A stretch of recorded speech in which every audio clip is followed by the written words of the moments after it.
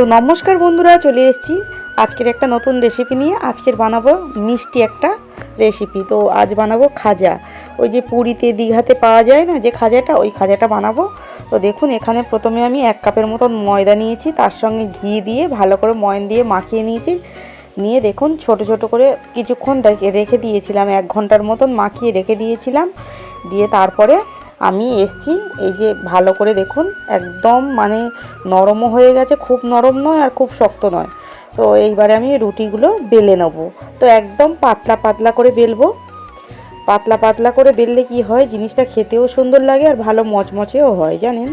তো ভালো করে পাতলা পাতলা করে বেলে নেবো। আমার এখানে 6টা রুটি হয়েছে। তো 6টা রুটি এইভাবে বেলে নেবো। 1 কাপ ময়দাতে এতগুলো রুটি হয়েছে, ভাবুন তাহলে। তো অনেকগুলো খাজা হবে। আজকে ঠাকুর ঘরে পুজো দেবো এই খাজা দিয়ে।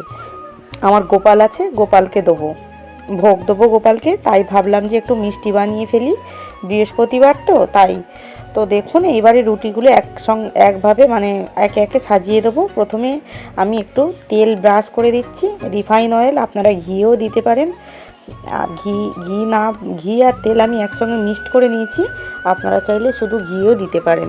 তো দিয়ে এইভাবে দিয়ে তারপরে ওপর থেকে একটু ময়দা ছড়িয়ে ভালো করে হাত দিয়ে করে তারপরে একটা একটা রুটি এইভাবে পরপর সাজিয়ে নেবো। নিয়ে দেখুন এই যে রোল বানিয়ে নিয়েছি, এইভাবে রোলটাকে বানিয়ে নিতে হবে। এইবার সুন্দর করে পিস পিস করে কেটে নিতে হবে। আপনারা যেই রকম চান সেই রকম যতটা চাইবেন, খুব একটা মোটা যাতে না হয় আর খুব একটা পাতলা যাতে না হয়, তো মিডিয়ামভাবে কাটবেন। তাই এই জিনিসটা কত বড় হয়, আপনারা যখন এটা বেলা হবে মানে বেললে কত বড় বড় হয় দেখবেন। এই যে কত সুন্দর দেখুন, ভিতরে ভাঁজ ভাঁজ হয়ে গেছে। এইবারে আমি বেলনা দিয়ে ভালো করে বেলে নেবো। তো খুব পাতলা করে বেলবো না, এই যে এমন করে বেলে নেবো। নিয়ে এইবারে আমি খাজাগুলো ভেজে ফেলবো একে একে।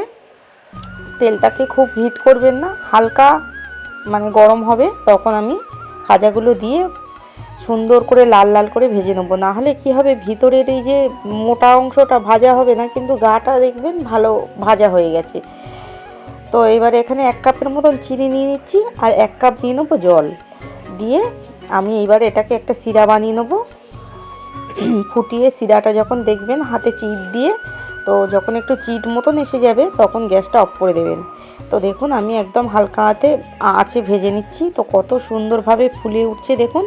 আর বেশ ভাঁজ ভাঁজে মানে যেগুলো হয়ে গেছে, ভাঁজ ভাঁজগুলো বেশ ভালোভাবে বোঝাও যাচ্ছে। দেখুন খুব সুন্দরভাবে ভাজা হয়ে গেছে আর কত সুন্দর দেখুন মচমচে হয়েছে। আর আওয়াজটা দেখছেন তো, দেখে নিশ্চয়ই বুঝতে পারছেন কতটা শক্ত হয়েছে।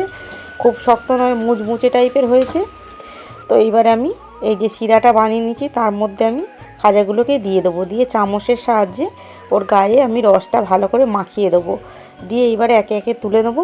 তো প্রথমে এইটা রসটা কি হবে, গায়ে একটু হয়ে থাকবে, তারপরে যখন হাওয়া বাতাসে রাখবেন জিনিসটা শুকনো হয়ে যাবে, যখন খুব সুন্দর লাগবে জানেন, মিষ্টিও আর ভিতরে মিষ্টিটাও ভালোভাবে ঢুকেও যাবে। তো আপনারা একবার বানিয়ে দেখুন।